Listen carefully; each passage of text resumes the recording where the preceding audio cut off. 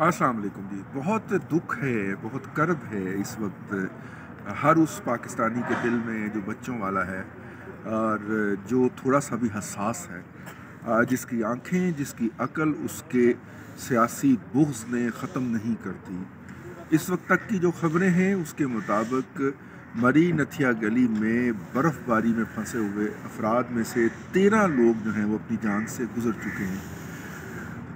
ये अभी हमने सोचा था कि हम तुर्की से भी हेलीकॉप्टर ले रहे हैं और पाकिस्तान फ़ौज के पास इतने 100 हेलीकॉप्टर होते हैं, लेकिन ये वो हेलीकॉप्टर हैं जो आपकी और मेरी हिफाजत के लिए कभी नहीं होते। और अगर इन्हें इस तरह की सिचुएशन में हिफाजत के लिए रूब अमल आना भी पड़े तो ये आपको पता है 30-30, 40-40 लाख रुपया एक चक्कर का चार्ज करते हैं। इस मुल्क के कौमी ख़जाने से हम ही ने ख़रीद के अपने बच्चों को दिए हुए हैं, लेकिन इनमें से कोई हरकत में नहीं आएगा।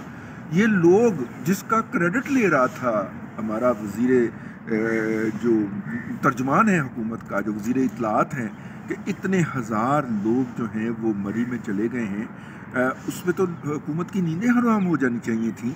क्योंकि अगर वो कह रहा है कि 1 लाख, तो ये 10,000 को 1 लाख करने के तो माहिर हैं। तो अगर 10,000 गाड़ी भी दुबई में गई, मरी में गई थी, तो उसमें हुकूमत की तो नींदें हराम हो जानी चाहिए थी। लेकिन वो लोग वहाँ पे गए, फंस गए, और उन फंसे हुओं को निकालने के लिए कोई चारा नहीं था, जिसके नतीजे में वो उस वक्त वहाँ पे फंसे हुए। उनकी वीडियोस आ रही हैं। अल्लाह ताला उनको रेस्क्यू करे, क्योंकि ना तो इस मुल्क के मुहाफ़िज़ों ने उनको रेस्क्यू करना है और ना ही हुकूमत जो उन मुहाफ़िज़ों की तरफ से मुसल्लत की गई है इस मुल्क के ऊपर, ना उसके ऊपर कैपेसिटी है, ना इंसानियत है, ना कोई शर्म है, ना कोई हया है।